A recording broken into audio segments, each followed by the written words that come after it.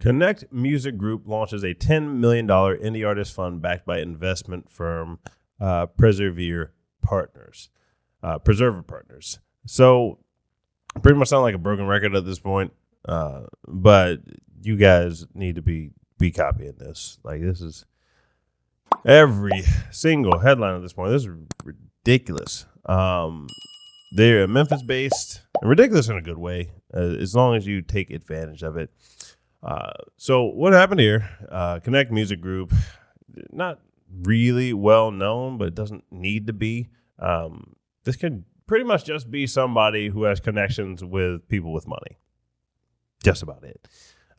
So it can be, you create a music group and then an investment firm, the heads of an investment firm, a bunch of people with money, accredited investors, and you can just get them to give you some of their money for an alternative investment. That's this is classified as an alternative investment. It's not the stock market. It's not Bitcoin or whatever. I guess Bitcoin can still be considered alternative by some people. It's not real estate, but it is something that more and more investors are starting to do. So Preserver is headed by President and Chief Investment Officer Floyd Tyler, and has about $300 million in assets under management. They are giving, 3% of their pool of capital that they hope will grow to this artist fund. So how are you going to grow that? You gave them 10 million, you want more than 10 million back. You seek out good artists who are independent. You let them keep their rights. You just give them more money for marketing and branding and get that money back from them through a share of the revenue. So you're creating, again, this is creating more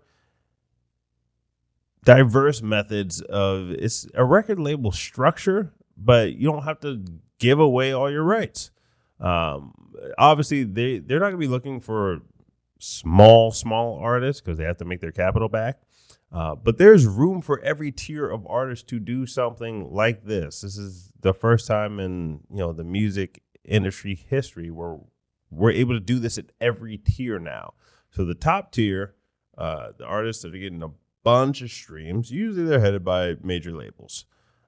So there's that tier. A major label is doing something like this. They just have more control over the catalog. Obviously, if you're paying a ton more money, you're not just going to give somebody money for free. So that's the record label route. Then you got the bigger indie artists who can start to do stuff like this. If you didn't already sign a deal with somebody, at this point, don't. It used to be, even like a year ago or 2 years ago, I might have told people, there's, it can be beneficial and this and that. You really don't need to. Like, you didn't need to 2 years ago, but now you really don't need to. You need to work on your messaging is what you would work on rather than trying to get signed by a label. Messaging being that you know how to talk to investors. You know how to speak their language. You know where they hang out. If you want to do it yourself and not go through like a firm or group, you have to talk to them yourself. It really can't be over email. It's not going to be over Zoom even. People who have firms will tell you, even during COVID, trying to get a deal done over Zoom or Google Meet, just no. It is not how stuff is done, not how business is done. You need to be in the room with people, hanging out where they're hanging out. If you don't know the sports they like to play, if you're not good at the sports they like to play, practice. You're going to have to bend a little. If you want somebody to give you a bunch of money and you don't want to sign away your rights, that's how it's going to be done. People That's why they like to play golf. You know, it's something fun to do, and you don't just have to sit there at a table. You can go out, you know, on a nice day and play some golf and talk about business.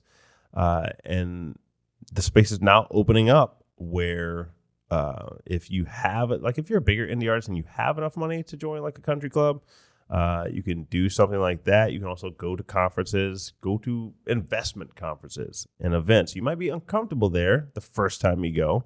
Just learn enough about it that you can turn your music into one of these revenue streams that they're looking for. Obviously, this is happening with the people who know how to speak their language. So Connect Music Group just knows how to speak their language.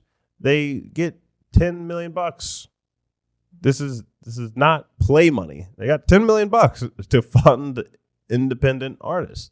So you can go do this yourself, or if you're an artist already, other artists are going to trust you more. So you can make a group of other artists, and that's kind of what we're doing, even on the smaller scale. To finish my analogy of the smaller artists being able to sell their royalties to the audience as well through NFTs. So with our marketplace, the Omari NFT marketplace, what we're doing, pretty much the strategy I just gave you guys. This video may not have as many views as like something with Spotify in the title, but if you're one of the people who's taking the time to watch this or listen to this, you are really gonna be ahead. So, because I'll give you our strategy. Our strategy is we are finding good music and partnering with artists similarly to this, and we're taking it to the open market, and instead of the investor just giving us a big lump sum of $10 million, they're being a little bit more hands-on. We may adapt this in the future, but they're listening to the songs and just choosing which one they want to buy the royalties for. With this one, they're kind of just trusting Connect Music Group, saying, or, you know, even like Hipgnosis, they're just trusting that firm to pick the winners, and they're just like all hands off. And that may be a better route. We'll test it out. But with the alternative model, it's them actually listening to the artist. It may be a little tougher if you're a single artist trying to do this. So maybe you do this with a group of other artists, or you guys form a small indie label where everybody still keeps their percentage ownership. But then when you have a group effort, you can structure a deal with investment firms. But that's pretty much how we're looking at it. So we're taking it to the people who already have the money and know what this is about. It is much harder trying to convince people, one, that don't have money, that now streaming royalties are a valid other way of deploying your capital. Not necessarily that they classify as investment, because legally they don't.